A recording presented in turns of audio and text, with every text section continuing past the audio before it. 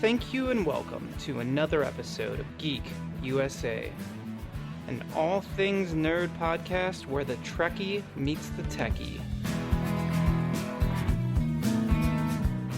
My name is James. And my name is Carl. And this week we're going to be reviewing the latest addition to the Star Trek universe, Star Trek Beyond.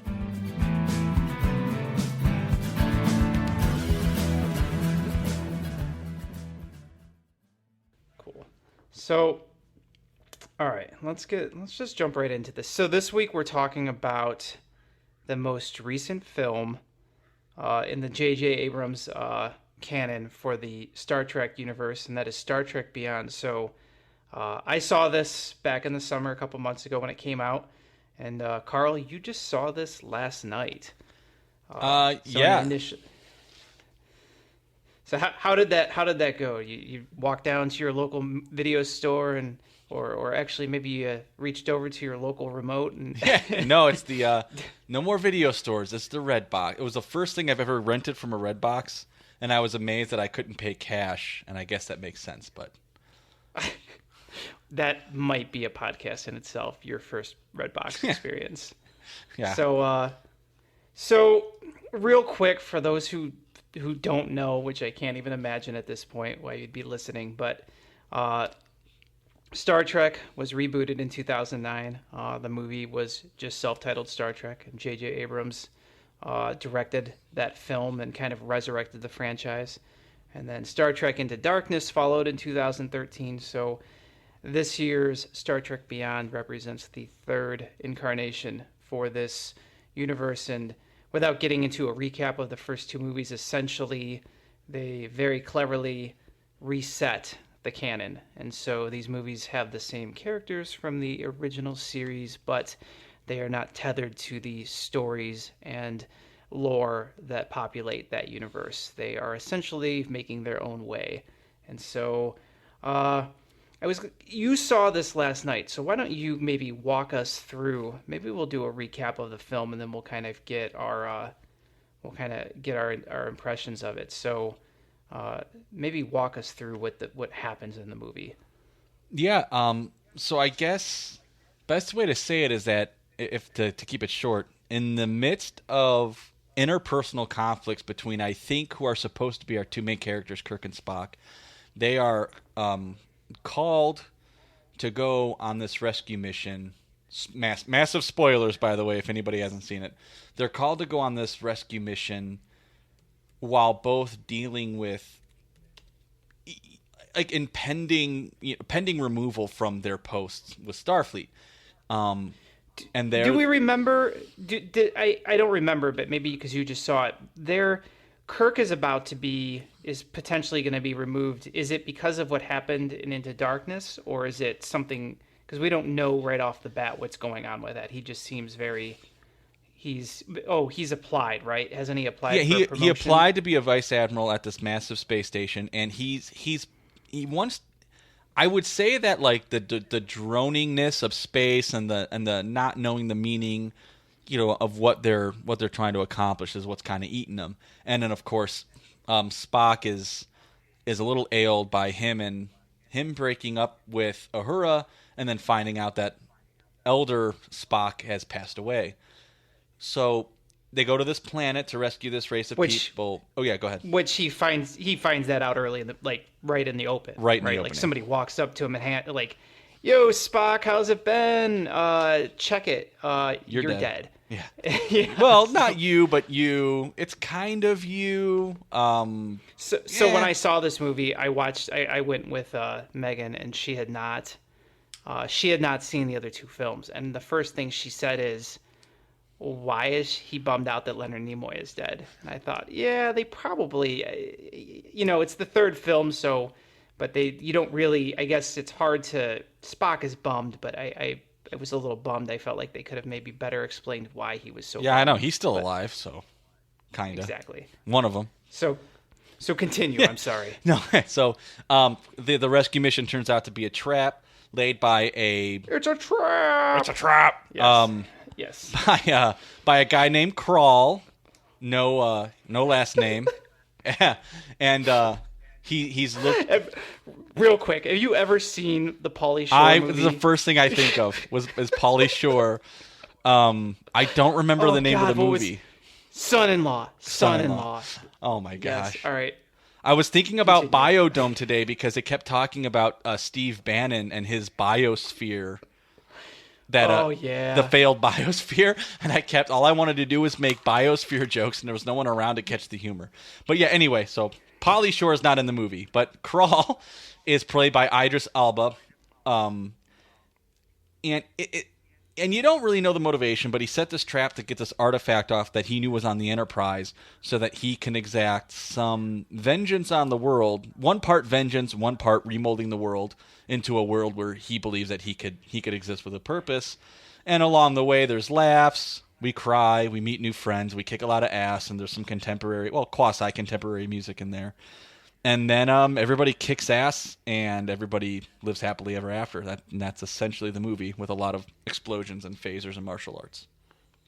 It's interesting because right off the top, the Kirk, and they do this in all three movies, I think, to some extent. But the Kirk dilemma very much is channeling, what the original series movies found Kirk grappling with, which is that he is an admiral, but he wants his post back, but he doesn't want his post back, but he wants it back. It kind of carries those middle movies, 2, 3, and 4 especially. And so I felt like that was kind of a cool homage to, it's a different timeline, but Kirk is kind of finding himself struggling with the same things. Yeah. And I also thought so they go to this planet, and the open is interesting.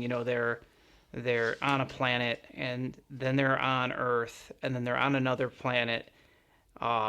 It's very interesting. Much, I would say, of the three movies, and maybe of any of the Star Trek movies, like this whole thing doesn't take place on the ship. 20 minutes into the film, Krall fucks up the Enterprise. Yeah, he does. It is a swarm of bee-like. What did it remind me of? It's like something out of. It's like something out of Battlestar Galactica or something. It reminds me of the thing from Big Hero 6.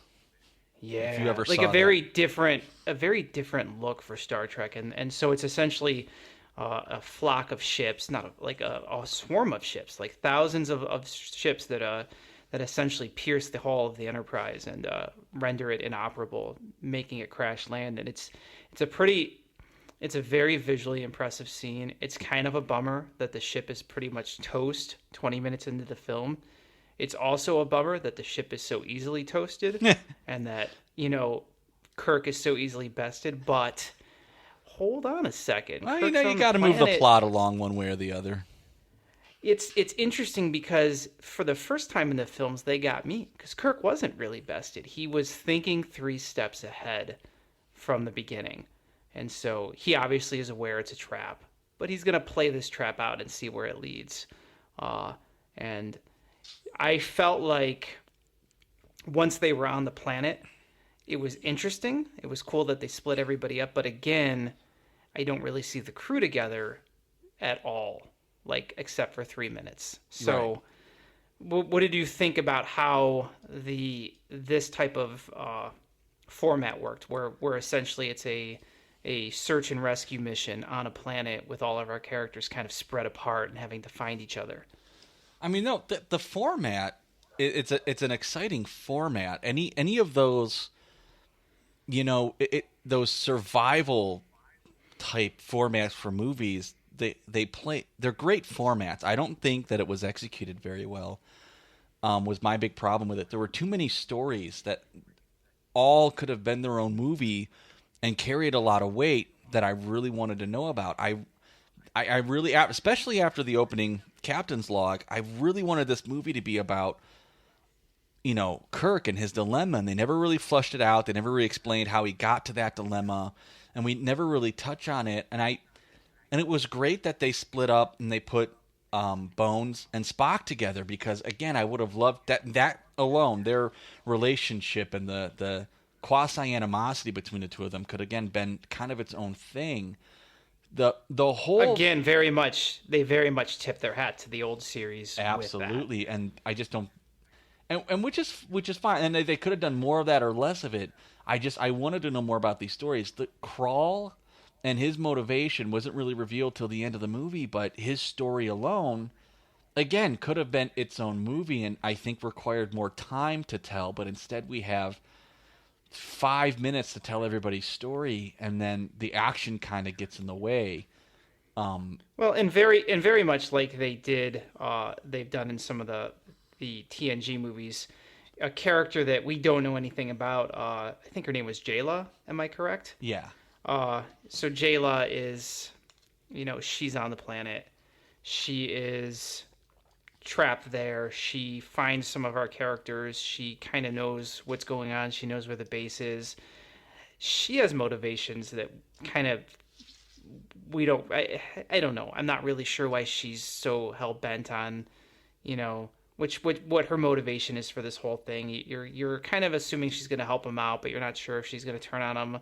I felt like the Crawl character, he was so pissed. He was so mad, and I didn't know what he was so mad about. Not until the end And of at the the movie. end of the movie, the final, final like portion of the movie, you find out his story, and so it's pretty cool. Crawl is actually, he's a former Federation officer, and he's pissed. He's mad about a bunch of stuff that was kind of out of everybody's control, not going his way, and he is Breaking Bad. Yeah, he broke bad pretty bad. Yeah, I think So that the movie would have been much more interesting if it was like this. If it was, Crawl's dilemma and Kirk's dilemma could have been the back and forth that made the movie. Here's one man who doesn't quite understand what the point of what they're doing is, and that would be Kirk. He doesn't get it, and he didn't have anything he was attached to before, but they've been in space for 3 years. They do this, that, and the other. It doesn't seem to really mean anything. He just doesn't get it. Where Crawl was previously a wartime hero of a wartime organization that was replaced by the Peaceful Federation.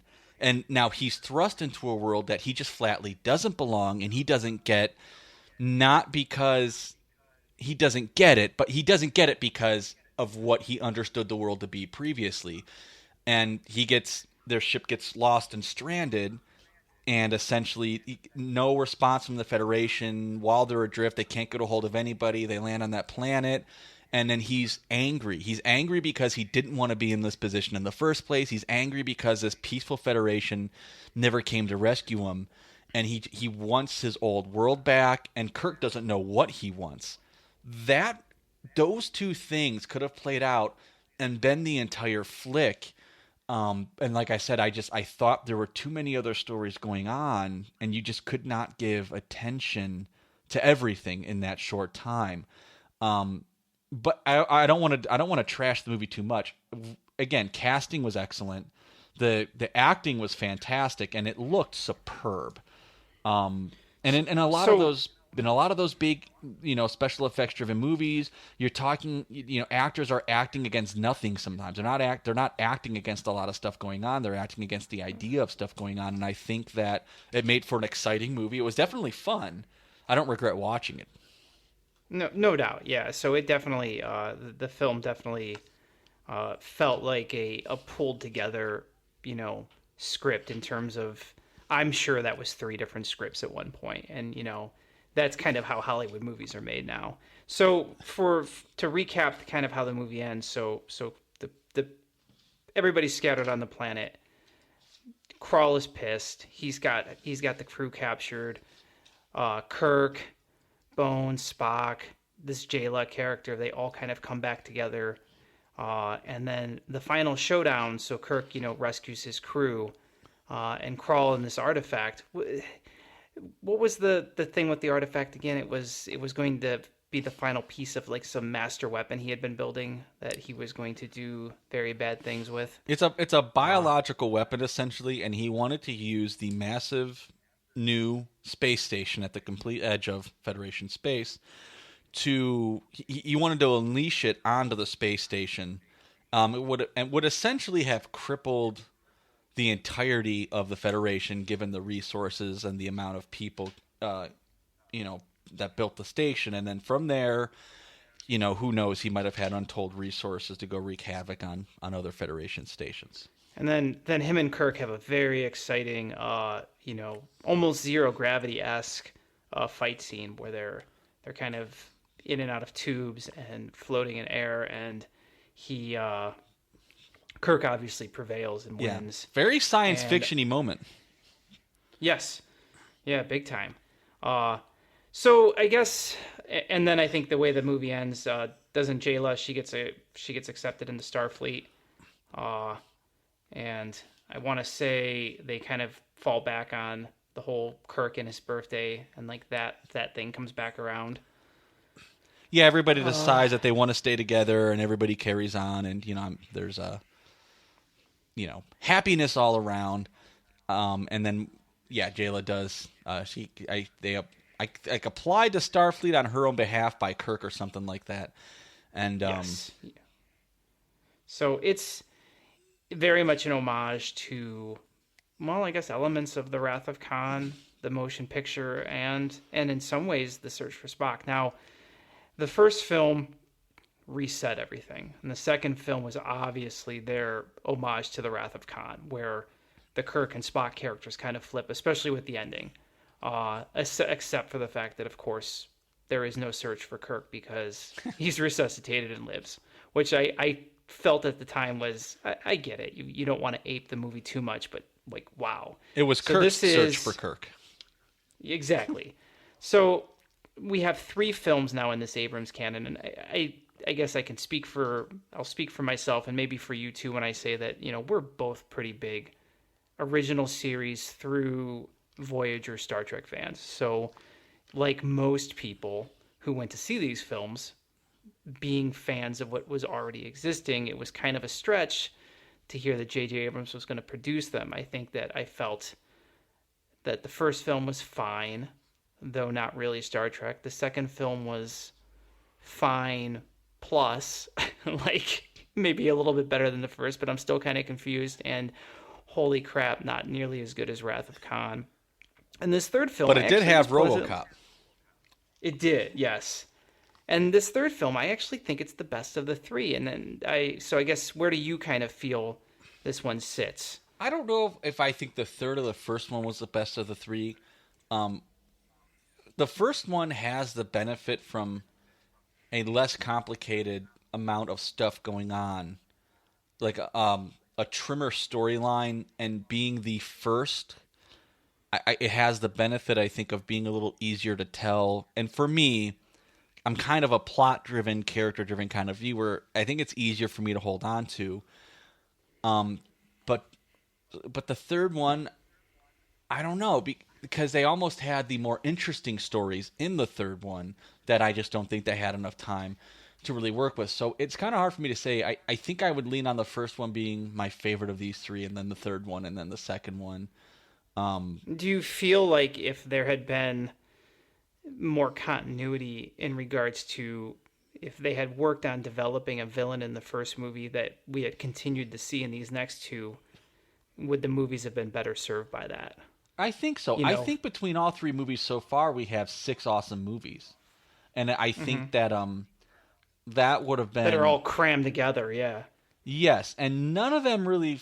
Well, the second one, the one nice thing about the second one is at least the ship was fairly integral to a large chunk of it, and that was kind of nice. But I would have liked to see more movies, but not more stuff, not more content. I think the amount of content in these 3 movies would have been perfect for 6 really amazing movies. They were well directed. They were well put together. I just don't know how you tell that many stories in that much time. Well, I think part of the problem with the way movies are made now in modern Hollywood is that, A, you typically don't have continuity with directors in franchises like this, and B, you're kind of on a wait and see. You put a movie out, you do the best you can to make it applicable to as many audiences as possible, and then you wait and see how it does. And if it does well, you get another shot. And I think that the amount of money being put into the movies, it feels like now you have to nail it, or studios are very reluctant to give you the green light. I think it was interesting that Justin Lin this was his first crack at this, as far as directing. And when I first heard that Justin Lin was going to be the director, I thought, okay, what has Justin Lin done? And then I Googled him and saw that he did like half a dozen Fast and Furious movies. And I thought, well, that sucks. Yeah. I think he was a good choice. It was a fun, exciting, fresh movie. I think that the things I liked about this movie are also probably the things I didn't like, depending on how I'm looking at it. Yeah. I enjoyed the pace. I enjoyed the way it looked. It visually was very impressive. I very much enjoyed Chris Pine. I think this was by far his best Kirk performance. He nailed it. He did. He owned it. And the rest of the cast is good too. I enjoy. I forget the guy who plays Spock. Zachary Quinto. Quattro. Yes, yeah, he is. He's good. He's actually really good. Yeah, he was one of my favorite. One of the reasons I love that show, Heroes. He is a really good actor. But so all of that being said, those are my pluses. My minuses are, why is it a fast-paced movie? Why can't I get some science fiction out of this franchise? Why can't I have an idea like germinate and develop and grow? And really, frankly, where's the ship? Like, I get it. I think that at this point, you probably can't win if you're the production team or the director, because you are literally, you have the shadow of the past and an audience that is very much indebted to that.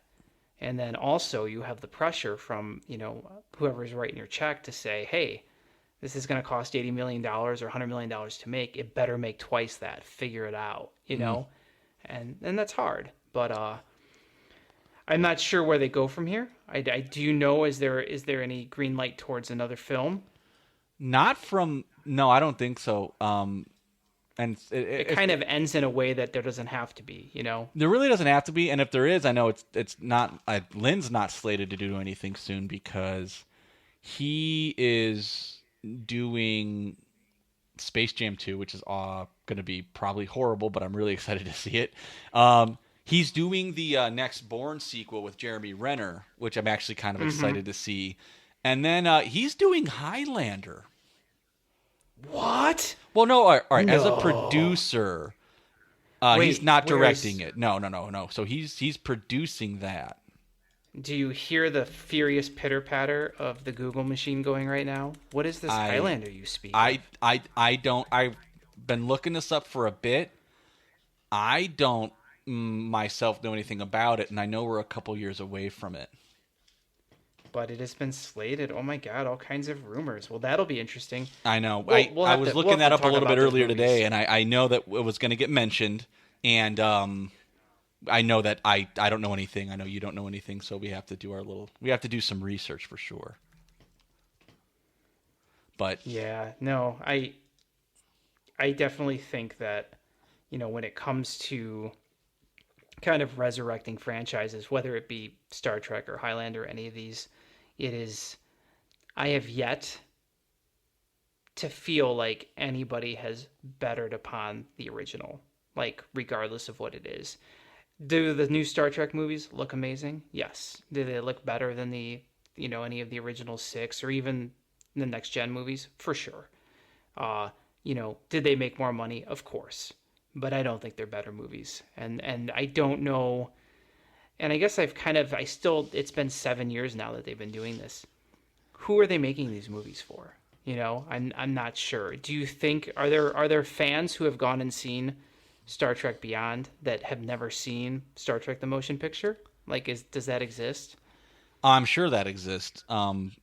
Star Trek, maybe. Especially Star Trek the Motion Picture, because I don't think that was anyone's first choice to show their kids, to enter them into Star Trek. I love the motion picture for several reasons, but if I had a little whippersnapper, it's not the first one I'm going to show. Like, hey, let me show you Star Trek. But yeah, I've talked to many people over the years who are fans of these movies who were not fans of the show and were not fans of the other movies, and they're just different. They're like going to a really fast-paced rock and roll concert, and that's always fun, and that's always fun for people. Well, and there is definitely, I think the way I've summed it up to people when discussing it is that, these movies feel like Star Wars movies, and the things you love about Star Wars, the kind of like Buck Rogers, swashbuckling, space adventure type, that's kind of what these movies are kind of giving you a little bit more of. Whereas I think when people went and saw Star Trek: The Search for Spock or Star Trek: The Undiscovered Country, they were seeing it because they had seen everything up to that point, and they just wanted the next part of the story. Yeah. I don't know how many like 6-year-olds were going to see The Undiscovered Country, but I do know that these new movies, there's a built-in audience there that you've got young kids that maybe haven't even seen the original series, and this is their Kirk and their Spock and their Bones. It'll be interesting. I hope the only thing I ask is that this is it. Like, if, let's say, Chris Pine doesn't, they don't do another movie with him as Kirk, I don't want to see Spider-Man be replicated in this, where we're going to cast Spider-Man over and over again and just keep taking a shot at it. I know they want to do another one with him as Kirk, and they also want to do another one. Well, JJ does. This is the thing with want. JJ wants to do another one, and JJ, of course, wants Chris Hemsworth back too to reprise Kirk's dad, and I don't know to what extent. But this is one of those things where JJ really wants to do it, and he's got so much producer pull, I'm sure it'll happen. I'm not sure right now, though, if anybody else is on board except for like the core lead actors. I don't know. It wants to get done. I just don't know if anybody's down to actually make it, except for JJ. So where do you come out on Star Trek Beyond? Are you do we want to give it a rating? Do we just want to slot it in? Are you? I hate ratings. I don't.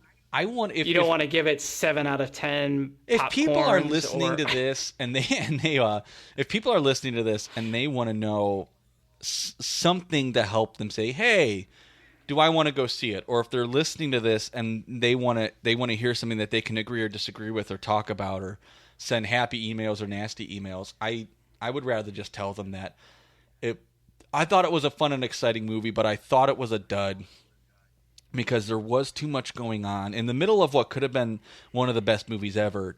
Too much going on, too much action getting in the way of the characters. And if I were to recommend a Star Trek movie for someone to see, this would still be very low in the entire bucket of Star Trek movies. Do you separate the movies or do you mix them together? In your head, like do you rank them like the 10 movies? I think I have to rank them all and lump them all together because I don't think that that's how they were made. If I'm talking about these movies to other people or reviewing or rating them, it's not my place to separate or not separate them. They're all under Roddenberry's banner and they're all getting made, and so I have to take them all for what they are. Do any of these 3 movies make it past any of the other movies? Like when you rank them, are these just at the bottom of the list because they're not the Star Trek you know and love, or do they get mixed in? I like them all better than Nemesis and Insurrection. Amen. And probably The Final Frontier. In fact, why don't we do this? Let's just do this right now. This what has does been a God long need time with a starship? I want to hate Final Frontier more than these movies, but the banter and the dialogue was so worth watching between the 3 characters. You know what it is? I can't hate that movie because I am just too damn starstruck and in love with the characters. Well, fair enough. So, if we're gonna start at the top, you had to do this. Well, I think it's called for it. And this is just what you do. And we can review it. We can come back to it. Are we going to put Wrath of Khan at number 1, or are we going to put it would have to be either Wrath of Khan or Voyage Home, I think, for most people would be the number 1. Probably. So I say Wrath of Khan. It's just lean and mean, and it is the Empire Strikes Back of the Star Trek franchise. God, yes. So easily the best of the best. I was not prepared for this, so bear with me while I pull up a notepad because there's literally too many movies for me to keep track of in my head. Well, there's 1 through 6. There's 4 Generation movies, and then there's the 3 Abrams. Christ. There's only 13 movies. There is 13 movies. maybe it's just as simple as that. Maybe we just you're kind of answering my question. You slot these in, and you feel like they fit higher above. And I guess I would say if the top three movies are, probably three of the original six, then these probably are somewhere near the bottom of the pack. And I would say I would probably put them 1, 2, and 3 above. Probably just Nemesis and Insurrection. It's such a shame that the Next Generation movies ended on such a down note. I feel like those two movies are so bad. They are, and the show just flatly shouldn't have ended. While we're doing this, I'm trying to type out real quick what I think like they are in order, and it's not easy. Well, I think we've had this conversation before. It's like it's the list of like there's two ways you do it. There's the way you do it like I'm going to watch them all in order and I'm going to pick what I want to see. And honestly, for me, like The Motion Picture is probably number 2 or 3. I just love that film, but I love it because I haven't seen it 100 times. And then there's the more like empirical, objective, like, okay, but as far as how good the movies are, like, it's clear that Wrath of Khan is just like a perfectly told story. It is. And it's clear that, Star Trek Insurrection is kind of a big pile of shit. So like I mean, I don't know that I've ever read a review where somebody was like, Star Trek Insurrection, that's the best of all the movies. Like, it would have made an amazing Star Trek episode. That show just should not have ended. That show would have all right. For anybody who remembers TV Guide, being on TV Guide was a big deal. And I don't even know if X-Files ever got on the cover of TV Guide, but it was a big deal. Like, science fiction does not get on the cover of TV Guide. And here you have Star Trek, The Next Generation, on the cover of TV frickin' Guide. And I cannot think of before or after in movies or film that any science fiction anything was so dang popular for such a consistent amount of time. And there's 2 reasons in modern times that you end a show early. It's gone on so long that the salaries required for the actors are too much, and you spin them off. We see that with CSI, with NCIS, with Law and Order. It's just a natural progression. I'm surprised Bones is still going on so long. And, that's been and the other reason is the ratings are declining. And splitting up a show into spin-offs because of salaries was not really a problem, was not really a thing. It was so popular, I can't imagine that it was not generating a shit ton of income. But the show was still on top. The ratings were not falling. I think that if another season, the ratings probably would have still been climbing. And look, if there's a nerd listening to this, please shoot an email or correct me, but I'm pretty sure that The Next Generation was not even at a risk of hitting a downward trend. And the fact that they stopped it to make movies in favor of carrying on 2 other shows that were just nowhere, there was no hope that they were going to live up to the same ratings is just, to me, mind-boggling.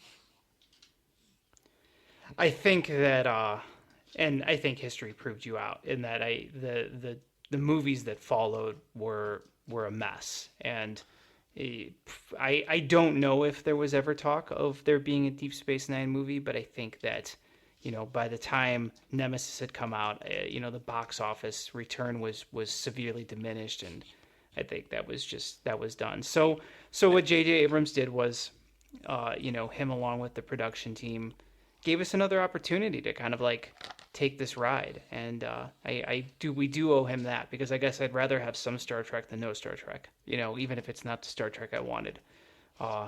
Real quick, kind of related, Patrick Stewart is in the new Logan movie coming out, which is kind of interesting. He's looking old and frail, but I am happy to see him reprising his Professor X role and doing another movie. So looks very interesting.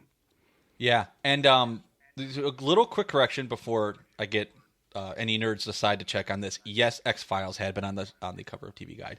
I'm actually kind of surprised that Hugh Jackman is actually doing Logan again, because I thought I read it's the last one. I thought I read that he wasn't going to do any more, but so this is now the last one.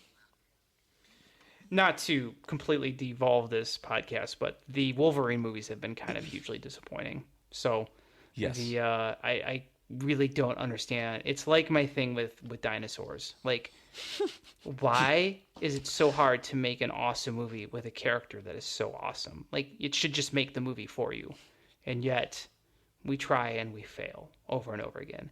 Same with dinosaurs. Like, Jurassic Park is great, and that's it. Like, why can we not make, like, why is, like, every 18 months an awesome dinosaur movie not coming out? You know, They're dinosaurs. you're Like, completely doesn't. right, and there's so many bad shark movies, and I know shark movies are getting a lot of attention. I promise you, you could put a list together of 20 horrible dinosaur movies.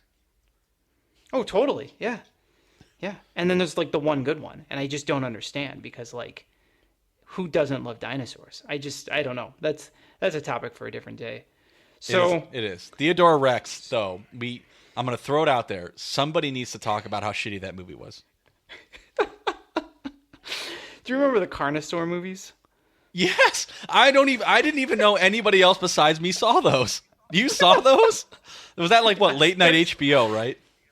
There was like four of them. Yeah. Was it Carnosaur? I should probably check it. I don't know. It was Like, something what's like worse, that. the Carnosaur franchise or the Iron Eagle franchise? Nobody knows because nobody saw them.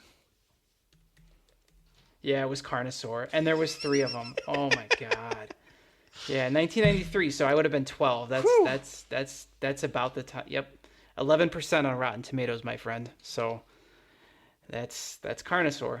Uh, Star Trek Beyond is out on video now, so it's been a few months since it was released, and I I would say that it wasn't a hit, but it wasn't a flop. It was kind of it says it was 342 million box office, and it had a budget of 185, and it's hard because even 10 years ago, like a 300 million dollar box office take was huge, but now it's like it seems like every summer the record gets pushed back another 100 or 200 million dollars. So I guess it'll remain to be seen if we're going to see any more of these films. But uh, what do you to recap it? What's your favorite element from Beyond, and what pissed you off the most as you're watching it? My favorite element from Beyond is that Kirk, Spock, and Bones, um, I think was really showing that those characters, there was like hints that now these characters can really come together in a way that makes them insanely interesting to view, and it never, and so I was excited about that watching the opening of the film, and the thing that pisses me off the most is that it didn't happen. Yes. No, they're almost separated immediately, and it was so frustrating because I kept thinking to myself, like, Spock and Kirk should be like I want to see them play off each other, and they're not really together a lot on the screen at the same time. And it was and when they are, I don't know. I Like you said, like I actually like the film, and I find myself picking it apart now that we're talking about it. I feel like That's my rotten influence. Don't let it affect you. it should have just been a different story. I just don't think this was the right story for film number 3. And the final question is, what should story number 4? If Carl is writing the next film, what is the film going to do? Where do they go from here? Jesus Christ, I have no idea. I want that relationship and that bond between Kirk and Spock. Like, I want I want to know what happens to their friendship. And I don't need it to be exactly like they had a deep friendship in the other movies. I don't need that to happen. They could have a conflicted one. But I just think that, like, since their friendship was so integral, I want to see what does this universe do with their friendship, Um, and I want to see, and I want to see like more of the ship and a little more science fiction. Yeah. And honestly, I think at this point that might not be able to happen with what they've done. Unfortunately, the lack of continuity between the 3 films, there's nothing you just tell another story, but there's no groundwork that's been laid. I think the Into Darkness was by far, I think, the most offensive of the three films from the standpoint that the Khan character is so underdeveloped, the motivations are so lacking, and it just fell so flat, you know. And I think that in this film, at least, like you said, though I would want more, at least the kind of like wounded soldier that was left behind, like that kind of hits home a little bit better. Like it kind of made a little bit more sense, and it was almost like they could have used this story with the Khan character and came up with a better, more motivated villain. You know, like in Wrath of Khan, Khan's pissed because you left me on a planet, and P.S. the planet was a desert and it sucked. No, it wasn't. Yeah, it was, because the sun went nova. Thanks to his beloved. I don't know if he had a wife, but it was definitely a problem that his beloved was killed. Yeah. In that, I believe, by one of those ear monsters. So yeah, Wrath of Khan is probably one of the best revenge movies on the planet. And I feel like it was like these two movies could have been combined to give you a more solid Khan plot, and they could have made Into Darkness. I don't know. I'm grasping at straws. I guess my answer to what movie number 4 should be is I kind of almost... I feel like if movie number 4 is going to be the bridge to like movie number 5 or 6, they should introduce something that they finish with another movie after it, so you can get a fully fleshed out story. Mm-hmm. That would, or don't do it at all. Like that, I think that is, if you're going to get Chris Pine and the rest of these guys back for one more film, you might as well make it 2 and make a really interesting story. So, and maybe it's the story of, you know, what happens, you know, what brings their mission to an end, you know. I don't know. It's hard because there's no template for it. Obviously, you can't just keep going through. You can't keep going through the original movies, because then you get to Undiscovered Country and you know. Absolutely. Yeah. So, if they decide to do like 6 total films, more character would really help the watchability, unless they're just trying to consistently get new fans. But then again, by then we're gonna have the TV show, so people, you know, old grumpy gusses like me might get their character ding ding ding. Yes, yep. And you know, and then I could stop, you know, pissing on everybody's Wheaties about the new movies. Well, so I think where we leave off is that Star Trek Beyond, it gets 3 popcorns out of 10, and or Carl doesn't hate it. I don't like popcorn at all. That's not going to work. It is rocks. Better. It is communist. It is at least better than Nemesis and Insurrection, and that's it. So, like, I think it's better than Into Darkness too. So I think of these 3 films, it's either the best or the second best of the 3. I would agree with you. The first one was such an interesting, like, they had Leonard Nimoy in it and all of that. It was such an interesting, well done, I think, homage to like kind of the whole series. And I loved the idea that they were going to kind of break from canon with a clever time traveling, you know, plot. I think that since then, it's kind of been like lacking. Yeah. That charm and magic of the first one. These felt more like kind of like workman-like. We're just going to, you know, hit that time clock and kind of pound these movies out, and that's not Star Trek, you know. Even Final Frontier, for as bad as it is, it at least has heart. It was a science fiction film. Yes, it has a mud monster, it has God, and well, no, and it has campfire. Didn't have. It was gonna have the mud monsters. Well, it had one. It just had one. That was the problem. So, and they were supposed to have, yes, lots. Oh, a different podcast for a different day. Okay, well, then that's where we're gonna leave it. Tune in next week when we break down. Cool. All right, so that's where we'll leave it then.